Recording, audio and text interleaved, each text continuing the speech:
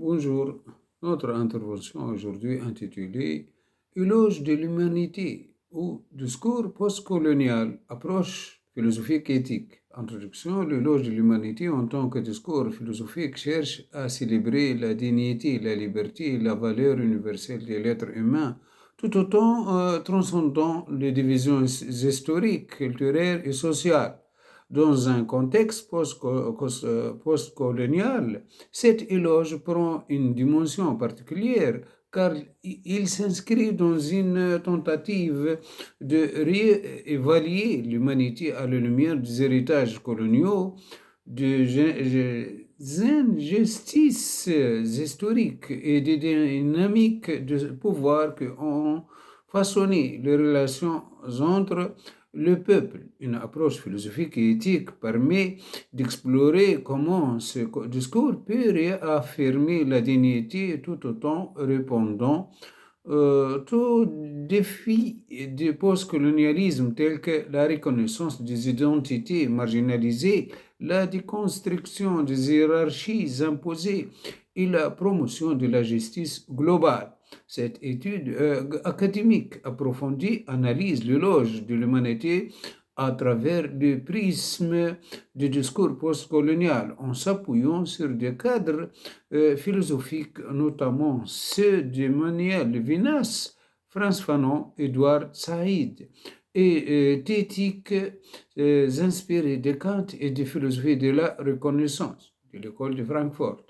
Elle examine le fondement théorique, le contexte historique et les implications contemporaines, tout en mettant en lumière les tensions et les potentialités d'un tel discours dans le monde globalisé. Définition du concept clé, éloge de l'humanité.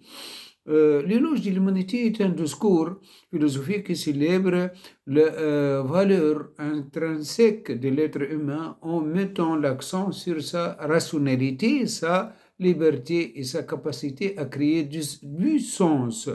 Ce discours s'oppose à toute forme de déshumanisation, qu'elle soit issue de l'oppression, de l'exploitation et de la marginalisation. Deuxième point, discours postcolonial. Le discours postcolonial tel que développé par des penseurs comme Edouard Saïd dans son célèbre livre L'orientalisme 1978 et Omi Baba analyse les héritages du colonialisme, notamment les représentations culturelles, le rapport de pouvoir et les résistances de peuples colonisés. Il vise à déconstruire les récits impériaux et à promouvoir des voix marginalisées.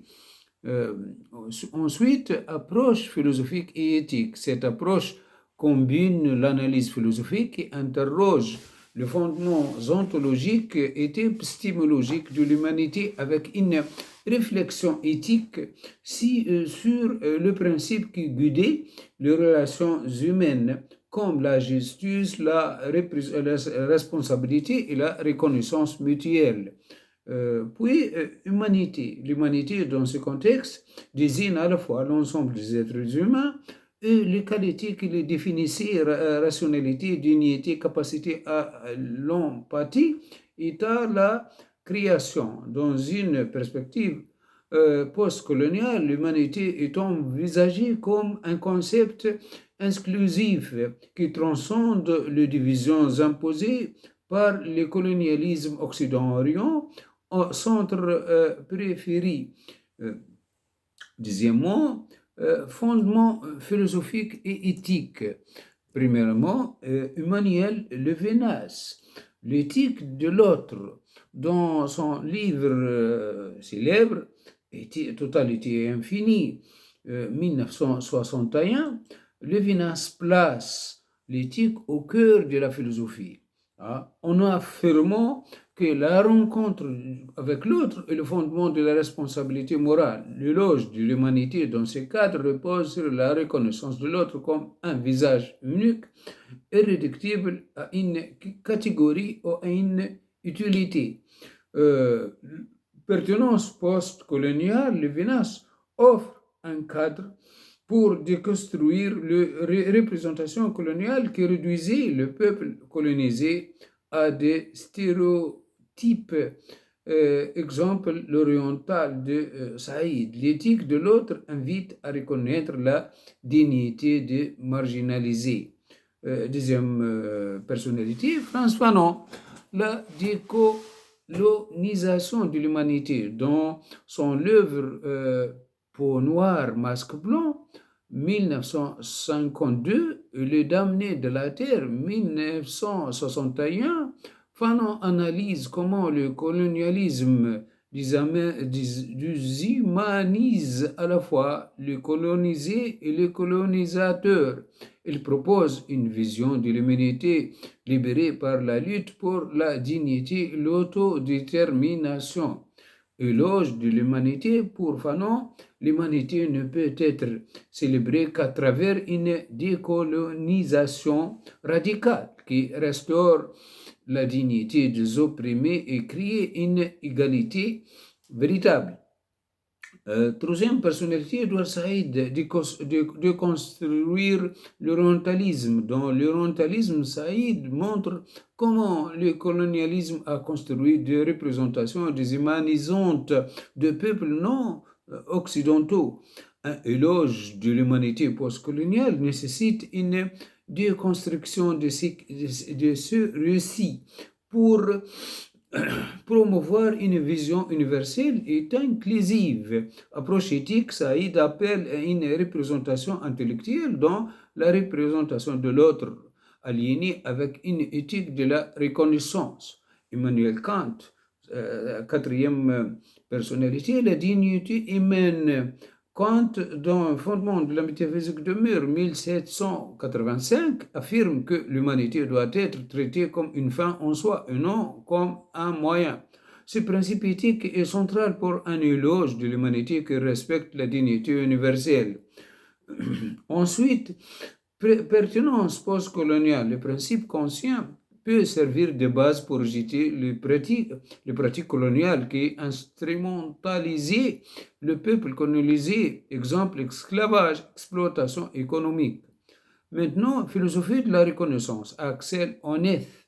Axel Honneth, dans la lutte pour la reconnaissance 1992, soutient que l'humanité se réalise à travers la reconnaissance mutuelle dans trois sphères. Première sphère, l'amour. Deuxième sphère, le droit. Troisième sphère, la solidarité. Dans un contexte postcolonial, la reconnaissance des identités marginalisées est essentielle pour restaurer la dignité. Contexte historique, là, le colonialisme et la déshumanisation. Le colonialisme entre le XVIe siècle et le XXe siècle a reposé sur une déshumanisation systématique de peuples colonisés à travers l'esclavage, l'exploitation et la construction des hiérarchies radicales et culturelles. Exemple, les récits orientalistes décrivaient le peuple non occidentaux comme primitif ou inférieur, justifiant leur domination. La décolonisation et l'émergence du postcolonialisme, les luttes de décolonisation, exemple Algérie, Inde, ont marqué un tournant vers la réaffirmation de la dignité humaine. Des figures comme Fanon et Gandhi ont articulé un discours d'émancipation qui redéfinit l'humanité.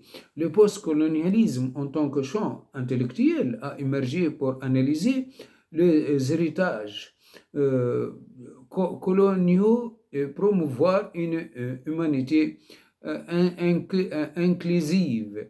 Le contexte contemporain, Dans le monde globalisé de 2025, les héritages coloniaux persistent sous des formes comme le néocolonialisme économique, les inégalités globales et les représentations culturelles biaisées. Les plateformes montrent des débats sur l'identité, la justice et la décolonisation, illustrant l'appartenance d'un loge à l'humanité postcoloniale. Analyse éthique, le loge de l'humanité dans un cadre postcolonial.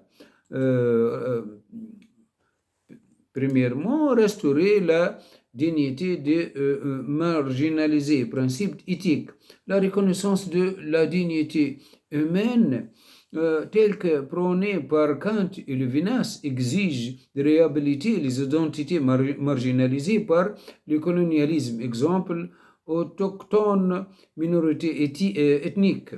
Application, les politiques de réparation, excuses officielles pour l'esclavage, restauration de biens culturels, incarner un éloge éthique de l'humanité, déconstruire les hiérarchies coloniales. Principe éthique, l'éloge de l'humanité nécessite de déconstruire les hiérarchies imposées par le colonialisme, comme les distinctions entre civilisés et sauvages. Application, les études postcoloniales, travaux de Gayatri Spivak, c'est la cible alterne appelée à donner une voix aux opprimés, aliénant le discours postcolonial avec l'éthique de la reconnaissance. Promouvoir une humanité universelle maintenant.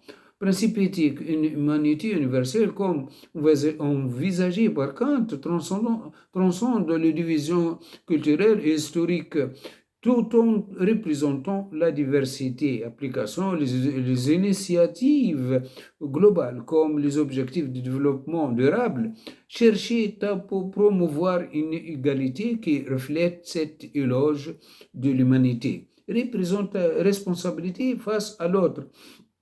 Principe éthique, selon Levinas, la responsabilité envers l'autre est au cœur de l'éthique. Dans un contexte postcolonial, cela implique une responsabilité envers les victimes des injustices historiques. Application, les mouvements sociaux, Black Lives Matter, décolonisation du musée, incarner cette responsabilité éthique. Application contemporaine. Dans l'éducation, décolonisation du savoir, les universités intégrer de plus en plus de perspectives postcoloniales pour envisager une histoire inclusive, célébrant la diversité de l'humanité. Exemple, le programme éducatif qui inclut de voix autochtones aux africaines dans les études littéraires ou historiques. Dans les médias et l'espace public, les plateformes servaient de forums pour des débats sur la décolonisation et la justice, où les voix marginalisées revendiquaient leur dignité. Exemple, les campagnes en ligne pour la restitution des artefacts culturels pillés pendant la colonisation. Dans les politiques globales, justice climatique, les pays anciens colonisés, souvent les plus touchés par le changement climatique, exigeaient une reconnaissance éthique de leur humanité dans les négociations globales. Exemple, les appels à la justice climatique lors de conférences comme dans la technologie. Dans la technologie éthique de l'intelligence artificielle, l'éloge de l'humanité exige que les technologies comme l'intelligence artificielle respectent la dignité humaine en évitant la reproduction des pays coloniaux. Exemple, le débat sur les algorithmes discriminatoires dans la reconnaissance faciale. Défi et éthique critique, tension entre universalisme et particularisme. Défi, l'éloge de l'humanité risque de privilégier un universalisme abstrait comme celui de Kant qui ignore les spécificités culturelles du peuple colonisé. Critique, des penseurs comme Spivak soutiennent que l'universalisme peut masquer les inégalités structurelles héritières du colonialisme. Maintenant, résistance culturelle. Dans certains contextes, les discours postcoloniaux sont perçus comme une menace pour les identités nationales ou culturelles. Critique, la décolonisation peut être mal interprétée comme un rejet de toute tradition compliquant l'éloge de l'humanité. Limite éthique. Défi, la responsabilité éthique envers l'autre peut être difficile à mettre en œuvre dans des contextes de conflits ou de ressources limitées. Critique, Lévinas est parfois critiqué pour son approche abstraite qui ne fournit pas de solutions concrètes aux injustices postcoloniales. Approche perspective, l'avenir de l'âge de l'humanité, approche perspective, prospective, l'avenir de l'éloge de l'humanité. Scénario optimiste. Humanité inclusive, un éloge de l'humanité postcoloniale pourrait favoriser une reconnaissance globale des identités marginalisées à travers des politiques de réparation et une éducation décolonialisée. Technologie éthique, les avancées technologiques pourraient être alignées sur des principes éthiques respectant la dignité humaine. Scénario pessimiste, persistance des inégalités, l'héritage colonial pourrait continuer à marginaliser les populations, limitant l'impact de l'éloge de l'humanité. Instrumentalisation, le discours humaniste pourrait être coopté par des puissances néocoloniales pour maintenir leur domination. Scénario équilibré, un équilibre entre un universalisme et respect des différences culturelles pourrait émerger, combiner l'éthique de la reconnaissance avec des actions concrètes pour la justice globale. Finalement, conclusion, l'éloge de l'humanité dans un cadre postcolonial est un projet philosophique et éthique qui cherche à réaffirmer la dignité universelle de l'être humain tout autant répondant aux injustices historiques du colonialisme. À travers les perspectives de Lévinas, Fanon, Saïd et Kant, ce discours offre un cadre pour déconstruire les hiérarchies coloniales, reconnaître les identités marginalisées et promouvoir une humanité inclusive. Cependant, il doit surmonter des défis comme les tensions entre universalisme et particularisme, les résistances culturelles et les limites pratiques de l'éthique dans un monde globalisé marqué par les avancées technologiques et les inégalités persistantes. L'éloge de l'humanité postcoloniale reste une ambition essentielle pour construire un avenir plus juste et respectueux de la dignité humaine. Voilà notre intervention intitulée Éloge de l'humanité ou un discours postcolonial, approche philosophique et éthique est terminée. Merci bien de votre attention. Au revoir.